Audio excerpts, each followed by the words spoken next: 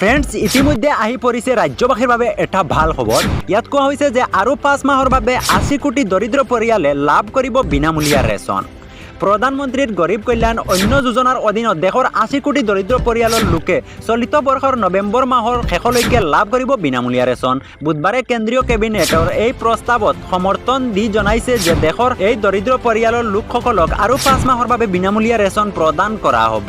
এই যোজনাৰ অধীনত উল্লেখ্য যে কোভিডৰ দ্বিতীয় ঢৌৱে দেশবাসীক আৰ্থিকভাৱে কুংগা কৰাৰ সময়তে এই যোজনাৰ দ্বাৰা 2 মাহৰ বাবে অৰ্থাৎ জুন মাহলৈকে বিনামূলীয়া ৰেচন প্ৰদানৰ সিদ্ধান্ত লোৱা হৈছে। চলি থকা কৰোনাৰ সৃষ্টিৰ পৰিৱেশৰ তথা কোভিডৰ আহিবলগীয়া তৃতীয়টো ঢৌ দৃষ্টি ৰাখি দীপাৱলীলৈকে ৰেচনৰ যোগদান ধৰাৰ কথা ঘোষণা কৰিলে প্ৰধানমন্ত্ৰী নৰেন্দ্ৰ মোদী ডাঙৰীয়াই।